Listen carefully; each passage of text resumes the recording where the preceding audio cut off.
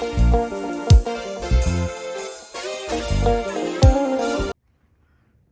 guys, it is World TV and welcome to another story time.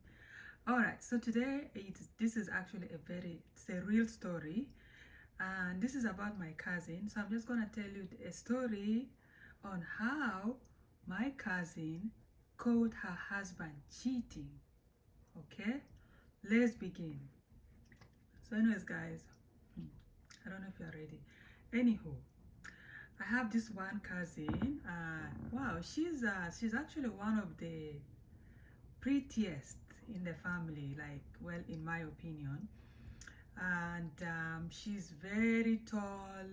I think she's 6 feet, if I'm not mistaken. And she went to school for nursing, but she also had few businesses, right? And one of her business, she was I know I'm using was, but you guys will get to know the story. She was trading. She trades in buying and selling of gold, right? Buying and selling of gold in Africa. And that actually ended up taking her to Senegal in West Africa. And when she got to Senegal, she met this Senegalese guy. You know, they fell in love. They even came few times. She came few times with a husband, you know, to Kenya and all that stuff. So everything is going on, you know, rosy. And then, of course, as you know, she has a lot of different businesses. And her husband, they opened a joint business in the UK, because the husband lived a little bit in the UK before he decided to move back to Senegal, right? Anyhow, so, but most of the time, they live between Kenya, Senegal, and the UK, right? But most basically depends with the business. And if they are sometimes vacationing, they'll vacation in Senegal.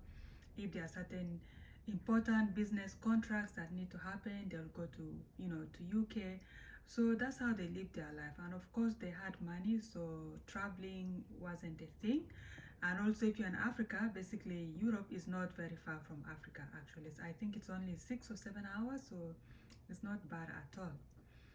Anyhow, so then she got pregnant, and then she decided that they're going to live in Kenya, because she was having difficulty in her pregnancy, and one of her really good doctor is in Kenya, and they went to school together. So she trusts the doctor, and she told her husband, you know what, this pregnancy, let's stay in Kenya until we have the baby. And the husband was like, that's fine. So while she was in Kenya, of course, the husband was still traveling when he has to, Senegal or UK, and then back in Kenya. All right. And then obviously, because she was about to be due, and of course they had to take time off from work, and the focus was to, you know, basically her, they are both, you know, waiting for the baby. And then at that time she was, I think, 7 months pregnant, going to 8 months, right? And then obviously, okay, everything is fine. And you know, if you live in Kenya and you have money, you can hire nannies, you have, you know, cooks, you know, they're very cheap to have that. You can easily, you know, hire and get a lot of help. And she had that. And then obviously, all of a sudden, she was complaining to one of our aunts that anytime between 9 and 10, her husband will start getting ready, but he doesn't know where he goes every night. And she was starting to say that this one is getting really weird, and they never keep secrets. And he will just say that he was going to go with the boys, but sometimes some of the boys come in the house looking for him, right? So technically, usually between those times, she's not at home. He is not at home, and he is not with the boys. So my aunt started to put one and one together. It's like something is off with this guy. And then, of course, one day out of the blue, they, remember they had put all their businesses on hold and all that because they are waiting for her to have the baby. All of a sudden, the guy told her, her husband was like, you know what, I need to travel to UK. There are a few things that I need to put together because I don't think we finished everything. And then she was like, but I was in UK myself and I know we took care of everything. I don't understand. And then she's like, well, and then he was like, well, it is something that he forgot. He thought he did it. It's not done. So he's going to go to UK just for 4 days and he's going to be back before the baby because she's still 7 months, going to 8 months. So the husband was like, but we still have time. We still have at least 2 months or so to go. And then she's like, okay, that's fine. And then, of course, before the husband traveled, she decided that she wants to see where this guy goes every night. And by the time he comes home, she's already asleep. Sometimes he will get home like around 1, 2, or 3. And how does she know that? Is because she, told her gate man, back home, obviously, if you live in a big gated community, you usually have a gate man. A gate man is someone that you hire to be opening and closing the gate and will also do the gardening and all that stuff.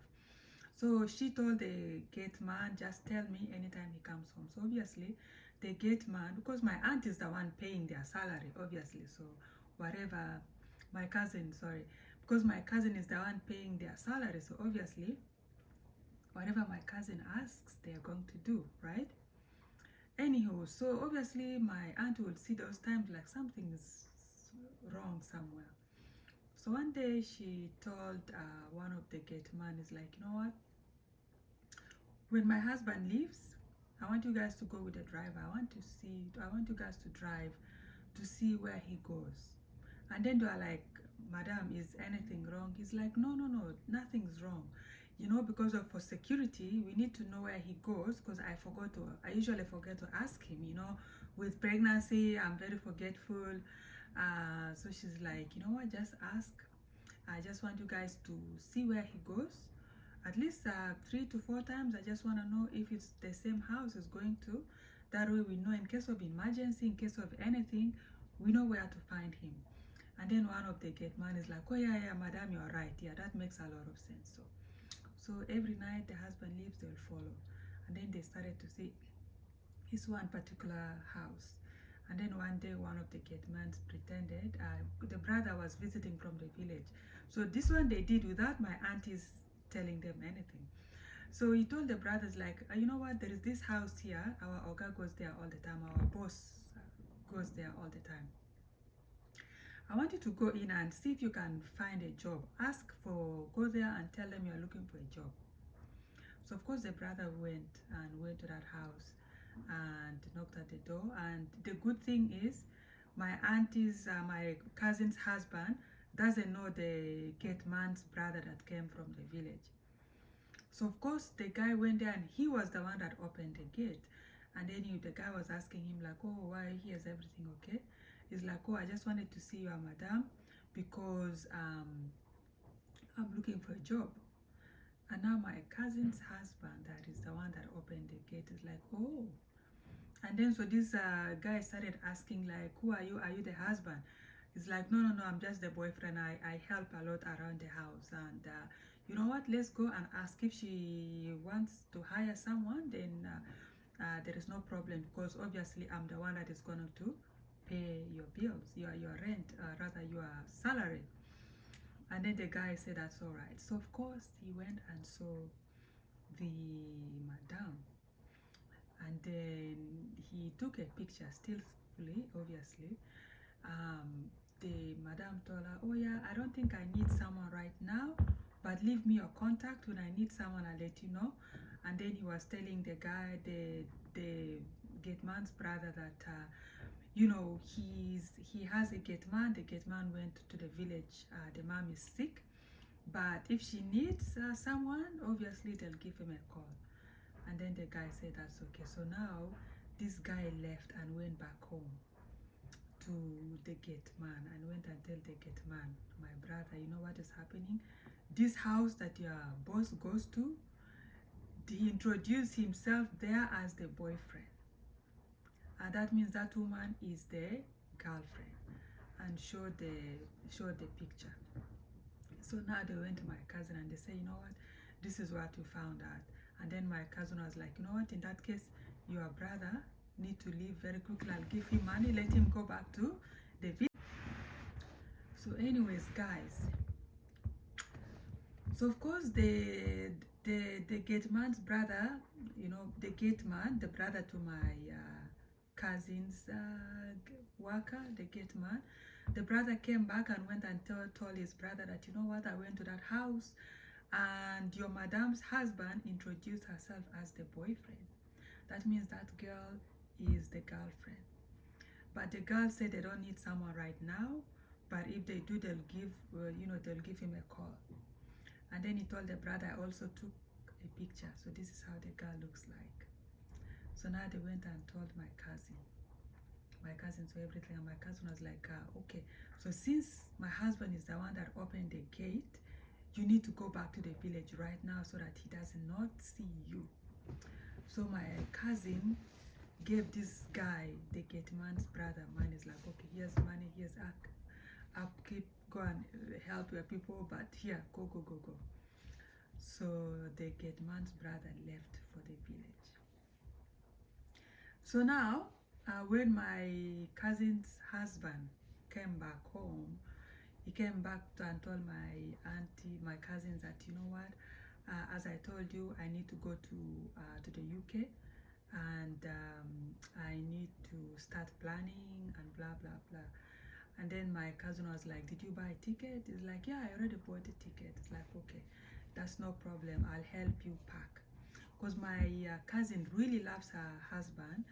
With all the help that she has at home, when it comes to something for her husband, she likes to do it herself. So like when the husband is traveling, she likes to be the one personally helping in packing his bag so he's not missing anything and all that stuff. So he went and she told him that, don't worry, I'll go and I'll prepare your suitcase and everything for travel. So of course my cousin went and help in putting the husband's suitcase together, and she wasn't even looking for it. She was just folding one of the suits and something fell off. And when she looked at what it was an open envelope. When she opened the envelope, it was a ticket, 2 business class ticket to the UK. There's also like hotel accommodations and everything. So technically, her husband's travel to the UK got nothing to do with the family business. His Royal Highness was going there to have some time with the girlfriend. And then of course, my auntie took a picture of the hotel where they're going to say address and everything. Why am I keep saying my auntie, my cousin? So anyways, so of course she was starting to get very stressed, her blood pressure. She called my aunt. She's like, my auntie, no, you need to come, otherwise I think I'm not gonna, I'm bad. So my auntie went. So I remember that day because I went with my aunt. Like usually when school closes, anywhere my auntie goes, I'm there. Just anywhere she goes, I'm there. So of course I remember going, and then my auntie told me that, okay, I was like, no, I need to greet my cousins. So of course we both went into the bedroom. She was crying, and then my auntie is like, what's going on? It's like, look. Then my auntie saw the 2 business class ticket and blah blah blah. Hey, my aunt was like, what is this? What's wrong with this man? Senegalese man. Your love. Why would he do that? Who is this woman? And then of course, the ticket, obviously she saw some itinerary information, and the information there had the address. And when she saw the address, is the address for that lady, so she knew it's the lady in the neighborhood. So she told my aunt, you know what, do you know that I know this lady, my gate man. I just told them to follow my husband to see where he goes, but they actually did more investigation and they were able to find out where he goes every night. Then my aunt is like, you know what, you don't need to stress yourself. My cousin is like, what do you mean? Don't stress yourself, because we are going to UK. Is your husband going to UK? Yes. We are taking business class. We are going to UK. What is that hotel? some 5-star hotel there. Don't worry. We are going to stay in that hotel too. Don't worry yourself. If he wants crazy, he's gonna collect crazy. For you, we need to do it for your peace of mind. So they look at this as a game. He's playing a game, so it's game time. Let's play the game. Let's game this game. Let's play. Anyways, and then my cousin was like, really? Now I'm feeling good. Oh my God, I feel better. Hey, yeah, I like this idea. I think this is a very good idea. Yeah, let's do it. So of course they went online. They booked a ticket, business class ticket to UK, because the husband was traveling the day, like today, so they booked a ticket like the following day for them to travel the following day. So anyway, so of course they had to book everything, plan everything, and then my cousin was asking my aunt, because they were about the same age, right? And then my cousin was asking my aunt, it's like, this plan of yours, like, what do you have in mind? It's like, no, I don't have anything in mind, but I'm sure as we travel, we'll have a plan. Plan will come. Right now, I don't have any plan. All I know is your husband is playing a game, and we need to get into this game. And also, if he's going to stay in like some 5-star hotel, don't you want to go stay in a 5-star hotel? You are pregnant. You need spa. You need massages. We are going, because the money he's spending, it is the money for both of you. He's going to use it to spend with another woman. So we are going to go there, and we need to get to the bottom of this. So my cousin was so excited, and of course now she stopped crying. She's so excited now. She's in the mood of travel, and it was, I think we got there around 11, and by 2 p.m. the husband came, and the husband came home. The husband is like, oh, you know what? Oh, I'm so happy. Welcome. I can see you have visitors. I'm going to go and chill with the boys. And then my aunt is like, yeah, don't worry. We're just going to go to the mall a little bit. I just want to buy a few things. Maybe I'll get you some t-shirts and socks. Do you need maybe some socks and maybe sweater for travel? And the husband is like, yeah, because right now UK is getting cold. So I think I'll appreciate some sweaters. So don't worry. I'll wire you extra money. And my cousin's like, no, don't worry. I have money. It's okay. I'll use my money. Because they have, they each have money, and there is a way the husband also gives her money for upkeep and stuff. So anyhow, so my cousin and my aunt went to the mall, and of course I went to the mall too. Anyway, so we went, and first of all we went and had lunch, and then I wanted some ice cream. They got me ice cream.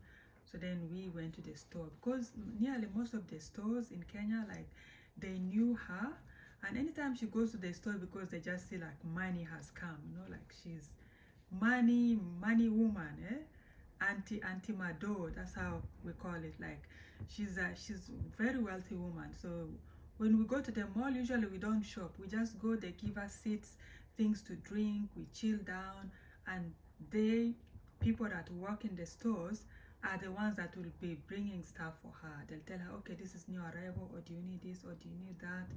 And then they'll just be bringing things for her to choose from. And then once she's done choosing, and then the workers in the store will take we don't even carry anything. They'll take you to the car, and then we are off. And usually sometimes she doesn't even have to go and pay the store. There's already a credit card in the store. The credit card is sitting in the store. Anytime she needs something, they just know to deduct from the card that she has in the store. So basically that's how she shops.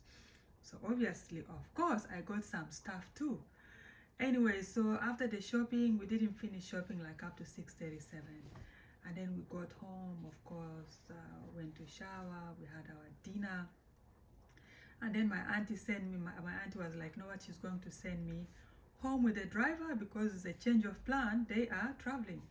Then I was like, auntie, so you're not coming home to pick any stuff? She's like, you know what, maybe it's a good idea. Let me go home and pick my passport. So anyways, so we went home with my aunt, but then she left me at home, and she came back because they were traveling the following day. So anyway, so my auntie my cousins told me that if I want, I can come and stay, because there's not gonna be much people at the, many people at the house. I'm like, no, I'll just stay. So anyway, so anyways, guys, we finished all the shopping and everything we are doing, and then of course the following day, my cousin and my aunt began their journey to the UK. So so of course they traveled, and then the husband went the day before, and then the husband was calling, oh, I'm already here, I'm meeting with the business partners, blah blah blah. And my cousin knows it's a lie. It's a lie. There's no business happening. He went there with some side chick, obviously.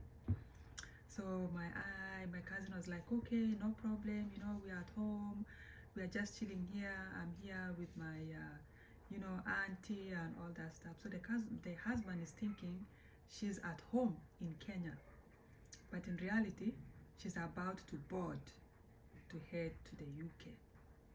So obviously, of course, she knows what room they are in, so she just booked a different floor and all that stuff. So of course they went to the UK, they arrived in the UK, and then they got picked up and then dropped off at the at the hotel, the same hotel the husband is staying at. And then of course when they got there, she rested, ate and all that stuff. And then my aunt is like, you know what, we need to tip some good people in this hotel so that they can be giving us an update on their movement. So of course they asked for, that is now my auntie telling us the story. So they had to ask for room service. Room service came and they told the guy, you know what, we are here because so and so is cheating and she just want to see the guy, see the lady. There's not gonna be a fight or anything, but we just want you to be our investigator to tell us where they are at all time. And of course they tipped the hotel worker very handsomely. He was properly tipped. Basically, it's probably his salary of maybe 5 or 6 months, right? So the guy was very determined to go with whatever my auntie and my cousin tells him, right? He's one of the people that worked in the hotel. So anyways, so this one evening he came and told him that, oh, there is an event, someone is having a celebration for their girlfriend's birthday. You guys should come. We don't know who they are, but you guys should make sure you attend. And then of course that evening my aunt and my cousin went. And then the moment they got there, she realized that the birthday party is for the husband's girlfriend. And then of course they went and sat down. And then my auntie was like, no, we need a very strategic seat in this event. They told the guy, they gave him another tip, please tell your boys, this is how the seating arrangement should be, this is where we need to sit. And the way they made the seating arrangement was in a way that the girl is facing the other side and the husband is facing this way. And the way my auntie and my cousin was sitting, basically when the husband sits, he's basically going to be looking at them, but there's a table in between. There's other people sitting in between. So of course they were there sitting, waiting, and guess who? The husband came with the girlfriend, holding hand, blah blah blah, laughing. And then while all that is happening, they also asked the hotel worker to be taking picture, take as much picture, take video. We need every evidence. So of course the guy took all the pictures, sending them and all that stuff. So dinner time, they went and sat down. The husband also went after, giving like a speech, blah blah blah, and whatever gift like she gave the girlfriend and whatnot.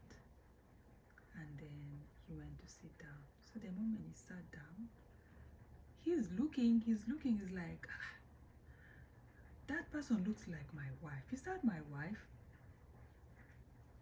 And then of course he called My auntie did not answer. So he went outside to make a call. My cousin answered. And then he's like, oh, honey, where are you? I've been trying to call you. He's like, darling, I'm at home. I'm at home, you know. I'm tired, pregnant, you know.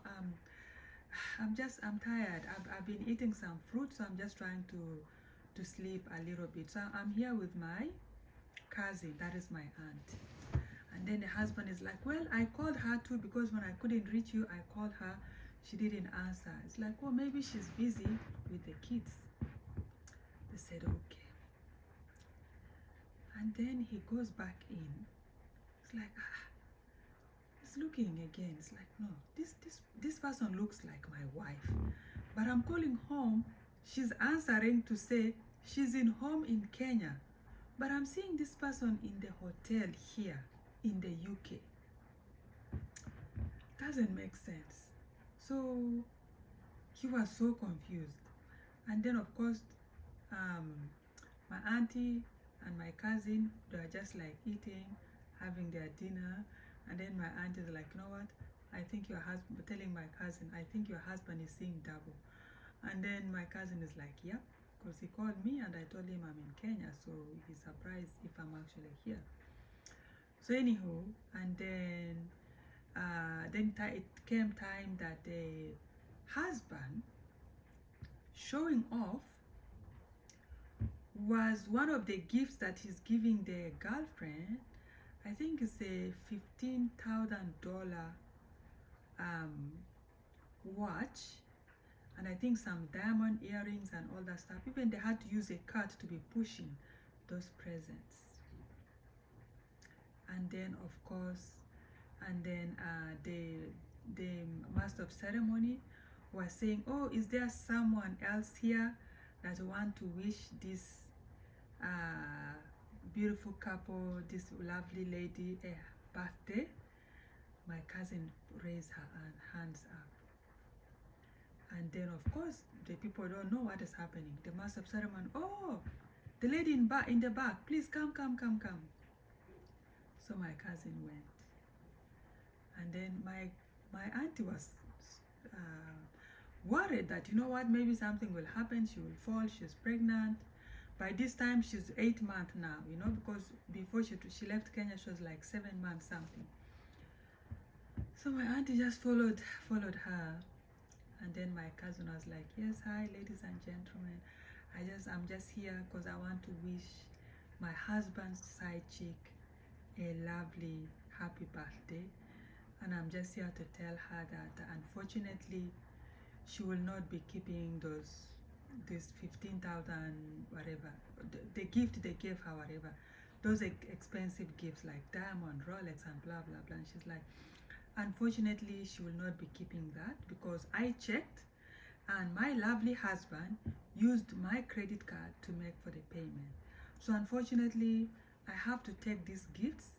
So he told the husband, darling, I think next time you want to buy a present to your side chick, please use your credit card. And also, please don't be using family card to pay for your flights to the UK. And by the way, I know everything. I'm just here to tell you in person that I see you. I see what you do. And I know where this girl lives and she's our neighbor. I also know that you used our family card to pay for the ticket. Next time, please don't do that.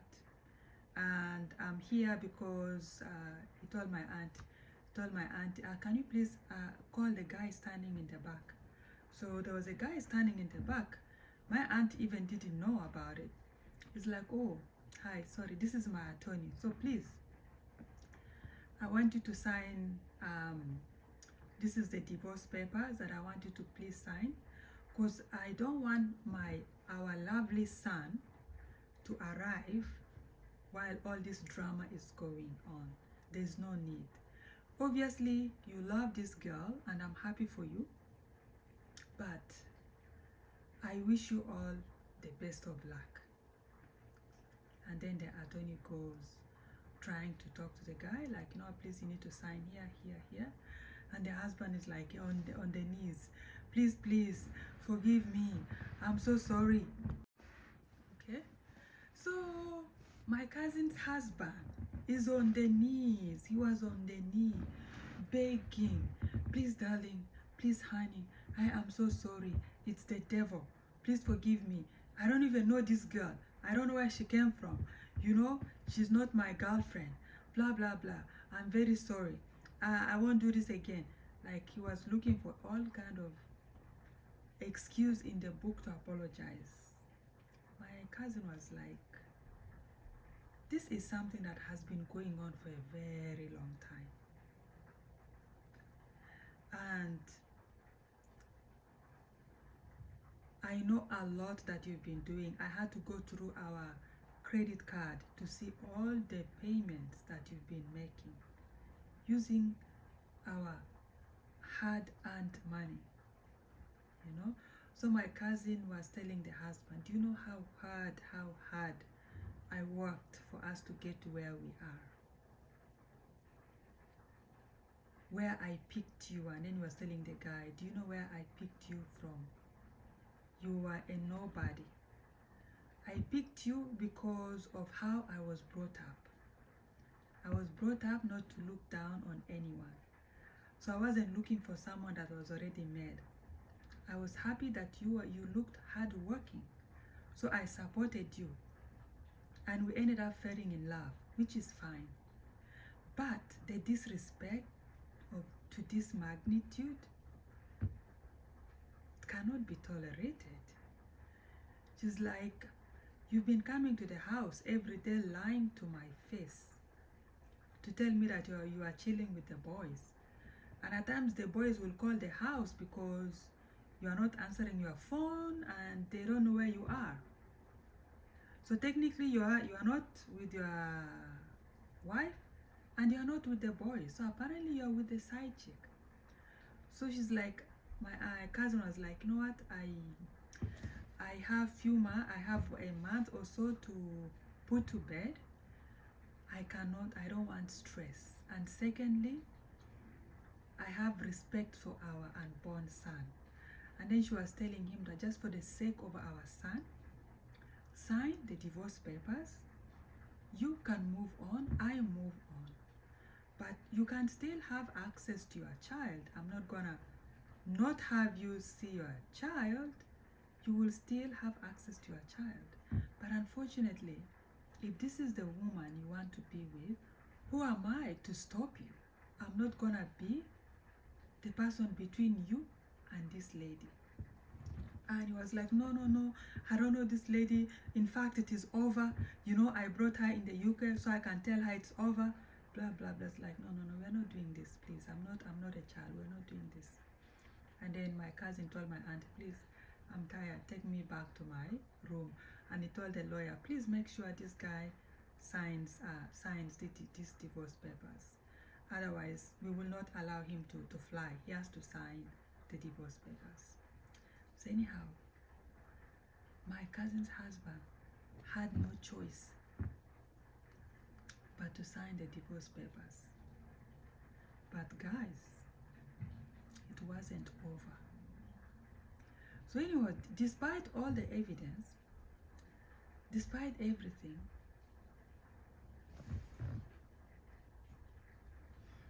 another drama unfolded. So once my auntie put to bed and all that stuff, everything was fine. The baby was now, I think the baby was about 2 years. And then my auntie, she was still, of course, doing her business. This time now, she is solo. She's the only one because in the prenups that they signed, part of the prenup was that if the husband was to cheat, she's keeping everything 100%. No if or but, right? So she traveled to Senegal. And the weird thing is, the guy's family were not happy that my cousin divorced their son. In fact, they were even saying that, you know what, it's Senegalese, you know, African culture. The guy even has the right to marry as many as he wants. And then my cousin told them that of course I'm not against him marrying. He can marry 4, 5, 6, that's okay, there's nothing wrong with that. But I won't be part of it. I don't believe in polygamy. I don't want to be part of polygamy, and then I'm not going to support polygamy. However, if it is his choice, that is fine. He can do that. That is absolutely okay, but not okay with me, and that's why I removed myself. And the family was like upset, complaining, why will you do that, blah blah blah, that he loves you, blah blah blah. He told us everything that you did, you embarrassed him in the UK, blah blah blah. And then my cousin was like, you know what, the reason I came here is because I came to pick up some of my stuff. But if you guys don't want me to pick anything up, I don't have to. Okay? So my cousin was like, you know what? Actually, yeah, just I'll come back. She just called the driver and then she left. And then when my cousin left, the driver took her to a restaurant. But in that restaurant, we think she was poisoned, but nobody can tell. But that restaurant was owned by the family friend, the husband's family friend. So she went to the restaurant. Of course, they ate with the driver. Everything was fine, but she was not feeling well. She kept calling that, you know what, she says something is off, but she doesn't know. Everything she ate, she's not feeling well. So then, of course, my auntie told her that, you know what, it is very risky even for you to have eaten in these people's restaurant. You should have gone to absolutely a different restaurant at all. And then my aunt was like, you know what if it's poison? Try to go to the hospital. She was like, you know what, I'll go in the morning. My aunt is like, no, go right now. And then she's like, you know what, you are overreacting, I'll go in the morning. But then at night, she was so sick, like 4 a.m. So she was rushed to the hospital. And then when they got to the hospital, obviously, they found out that she was poisoned. And then they tried now to remove whatever poison she had. And then she just told the driver that to go to the house to get her some of her paperwork. So she went and got the paperwork and signed it and said that all these things to be posted, to be mailed back to Kenya. And she, at that time, she doesn't have anything. She has signed anything, other things that has her right, she signed them off. And then she told the driver to drop some of the things she wanted the driver to drop. And then she told that this particular form should be sent straight home, like to my auntie's house. And then she's like, you know what, so that if something is to happen to her, her son is covered. Because she doesn't want, maybe the husband will come back and they want to do anything. No, everything is her name. They're officially divorced, so there's no going back. So anyways, yeah, so of course then my auntie was talking to her at some point. The doctor told them that they tried to remove everything. They did their best, but because some of the poison went into, not sure, the heart or lung, it has really spread because she waited for too long. And obviously she ended up going into coma. From coma, ladies and gentlemen,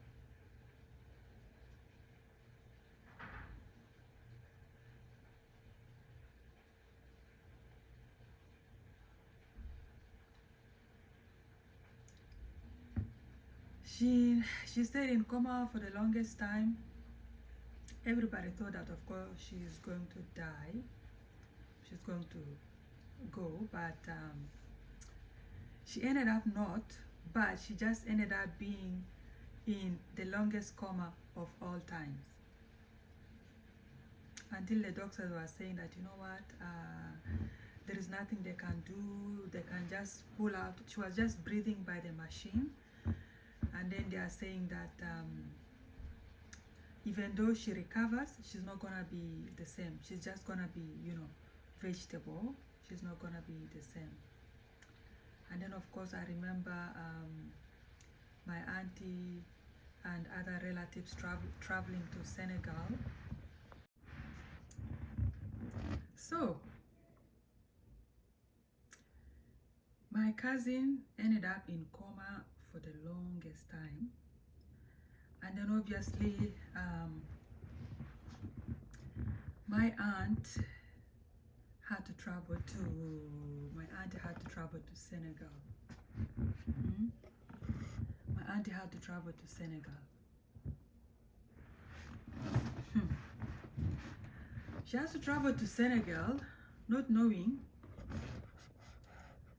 there is another drama brewing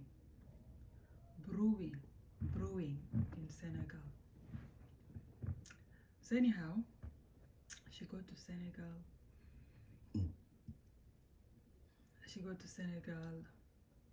And went to the hospital, saw my cousin. And she didn't go there by herself. Of course, she went with few other relatives. And then they had to pay a courtesy visit to the guy's family. They told him, they told them, when you came to ask for our daughter in marriage, we told you that in our family, we don't do polygamy. We gave you a list and we gave you our do's and don'ts. And all we asked for was for your son to respect our daughter. And obviously, he ended up in a cheating situation. And it wasn't only that my aunt, that's my cousin that saw it, my aunt and a lot more other people in that restaurant saw everything. And there are videos to prove it. So my cousin ended the marriage, and the family was like, and we support our daughter 100%. Right? And then they were like, and we don't know what you guys gave our daughter. We come in peace. If something happens to our daughter, just know something will also happen to your son. It will be tit for tat. And then the family's like, oh, you cannot talk like that, blah, blah, blah, blah, blah, blah, blah. And then the family was like, no, we came in peace and we just come here to tell you our mind. If something happens to our daughter, because your house is the last house that our daughter came to before she left this place. And the place she went to eat, it is also known to be yours. That is your relative, that is your family friend, that is your friend of the family where she went to eat. So, if something happens to our daughter, just be prepared. And then they left. And the family back with, whoa. They came to the hospital. Very upset. Oh, we are not happy. We cannot. What kind of talk was that? You guys come all the way. You cannot do that. You cannot talk that to about our child. Blah blah blah.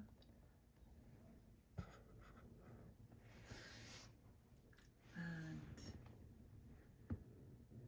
my aunties and the relatives that came from Kenya, they were like, well, if you guys have a son, we also have a daughter. And don't forget, we are bringing up your grandson. So we still have your blood in our family. So whatever you guys did to this girl, we understand what people do in the spiritual. You need to go and fix it.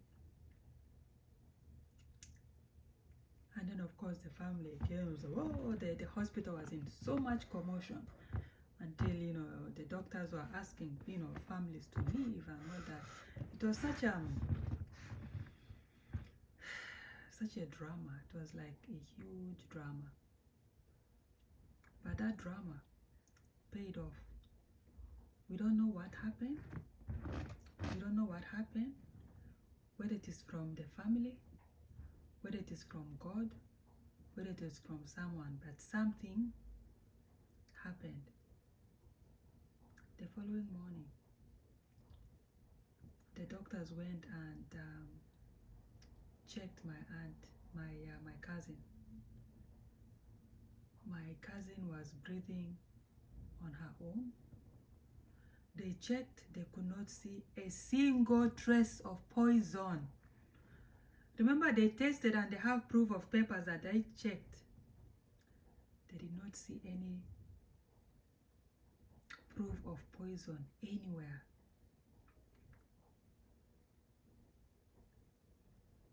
They ran tests. Every test is negative. That was the shock of their life, like what is happening? They tested. And then obviously when my cousin saw my aunt, she was asking for food. Of course, they went and made some homemade food. She ate her food and finished. It is like a 360 turnaround from someone who was in coma for days. Food poisoning that when they said it spread, they said a chemical spread to 0, to nothing. They don't know where did the poison go, what happened. No one can explain. No one can explain. But anyways, the moment my cousin started feeling better, my aunt is like, you know what? We need to get the hell out of this place ASAP. So anyhow, they didn't tell the doctor to say when they are getting discharged, not to mention when they are getting discharged. If anybody called, they should just say she's still in the hospital. She had to wear those Muslim things too when she was leaving the hospital, so they don't know that she's leaving the hospital, including leaving the airport. They just had to, you know, it's Africa, they just bribe their way so that they will not know that she's leaving. I don't know why they had to do it, but anyhow. So she left that place, left Senegal, and came back. But guess what? The husband didn't stop. She was still begging. She wants to come back. It's been 15 or 20 years, because I was very young at the time. The husband still begging.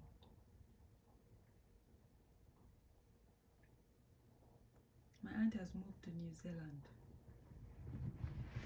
with her son, sold everything. She still have like the business in the UK, but she started other things. And you know, my cousin is very she knows how to see an opportunity and create something out of it. So you can go and put her in the middle of desert and she will find a way to make desert a green vegetation, to start growing vegetables. That's how she is. Just throw her anywhere. Just think of any place that you can put her. She's gonna make that place profitable. That's the kind of person she is. So she's doing well. Still filthy rich, obviously. The guy hasn't stopped begging. It's now the son that is telling him that, Dad, you need to let it go. It's gotten too old. Right? Yeah, so my aunt didn't look back. My cousin didn't look back. My auntie moved to Yeah, so my aunt is in New Zealand with the son, still wealthy, obviously, but she's planning to move back to Kenya. She has few businesses in different African countries. I think she's doing something in Liberia, Mali, Zimbabwe. Yeah, but the reason she went overseas is for the son. The son got accepted to a school on that end. But her plan is basically to build Africa and stuff. Very, very smart woman. And she refused to remarry. She refused to remarry. So hopefully she will remarry again, but I don't know. Because that kind of betrayal, she just like, how do you get back from that? Yeah. So it's crazy. But the guy is still, she's left Senegal. She basically lives in Kenya. She just goes to Senegal to visit, but because she's used to living in Kenya, and he still lives in Kenya. He still have a business in Kenya. Yeah, still travels to see his family. Still begging my aunt, my cousin. At one point, my aunt is like, do you want to rethink? My cousin is like, no, we are not going back, because it was too much lies, man. Can you imagine? And all the businesses they built together, right now they could have been, winning together. And the girl, the side chick, is no longer with him anyways. The side chick left him for someone else. The moment the side chick saw not a lot of money was coming, the side chick went to someone else that was going to live up to her lifestyle. So the side chick left him. He never remarried too. So I don't know. We actually, the family he thinks maybe my cousin will change her mind.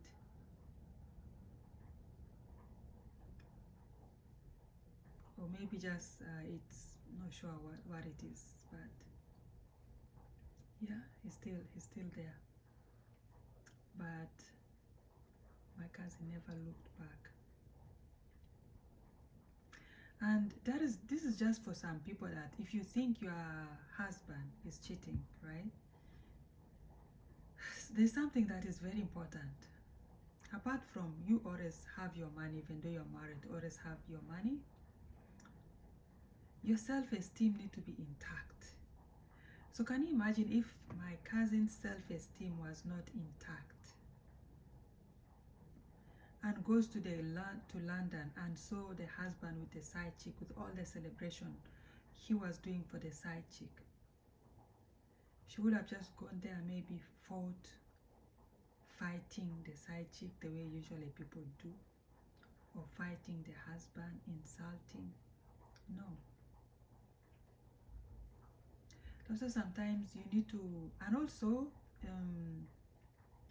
if you want to go catch someone that is cheating, just make sure you are mentally ready. If you are not someone that is mentally mature to deal with it, don't look for it. If you think someone is cheating, don't look for it. Don't try to look for evidence if you're not going to know how to handle it. But what you can do, very important, is to obviously leave that relationship, because if you know someone is cheating, you're basically opening the door to a lot of issues for yourself, actually. STD, for one. There's a lot of sexually transmitted diseases. AIDS, for what?